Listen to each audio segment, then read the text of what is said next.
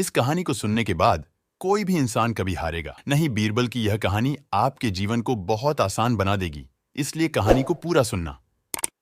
एक बार की बात है, बादशाह अकबर कामकाज के अलावा भी कई चीजों के बारे में बीरबल से बातचीत किया करते थे।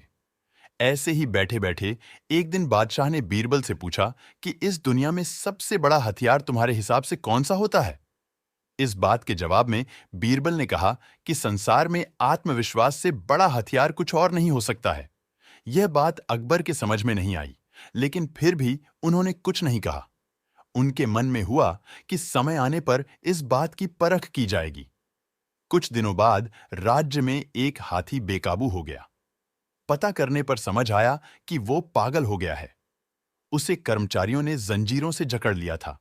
इसकी खबर जैसे ही बादशाह को पहुंची तो उन्होंने सीधे महावत से कहा कि जब भी तुम्हें बीरबल आता दिखे तो हाथी की जंजीरों को खेल देना। यह सुनकर महावत हैरान हो गया, लेकिन बादशाह का आदेश था, इसीलिए सिर झुकाकर चला गया।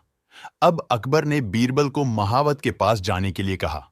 महावत ने भी बादशाह के आदेश का पालन करते हुए बीरबल को आते देख हाथी को जंजीरों से मुक्त कर दिया। बीरबल को इस बात की खबर नहीं थी, इसीलिए वो आराम से चल रहे थे। तभी उनकी नजर चिंघाड़ते हुए हाथी पर पड़ी। जैसे ही उन्होंने देखा कि हाथी उनकी ही तरफ आ रहा है, वो कुछ समझ नहीं पाए। कुछ ही देर में उनके दिमाग में हुआ कि बादशाह ने मेरी आत्मविश्वास वाली बात को परखने के लिए ही इस हाथी को मेरे पीछे छोड़ने का आदेश दिया होगा। अब बीरबल इधर उधर भागने की सोच रहे थे, लेकिन ऐसा कुछ हो नहीं पाया। सामने से हाथी आ रहा था और अगल बगल में भागकर जाने की जगह नहीं थी। इतने में हाथी बीरबल के काफी करीब पहुंच गया। तभी बीरबल ने सामने एक कुत्ते को देखा और उसे टांगों से पकड़कर हाथी की तरफ फेंक दिया। कुत्ते चीखते हुए हाथी से टकराया। उसकी ऐसी चीखें सुनकर हाथी वापस उल्टी दिशा में भागने लगा। कुछ ही देर में इस बारे में बादशाह अकबर को पता चला। तब जाकर उन्होंने माना कि आत्मविश्वास ही मनुष्य का सबसे बड़ा हथियार है।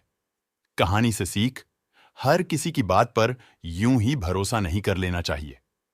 बात की जांच और परख करना जरूरी है। दूसरी सीख यह है कि इंसान समय से पहले उम्मीद न छोड़े तो परेशानी से बाहर निकला जा सकता है। दोस्तों, कहानी कैसी लगी मुझे कमेंट बॉक्स में जरूर बताएं और चैनल को भी सब्सक्राइब करें। धन्यवाद।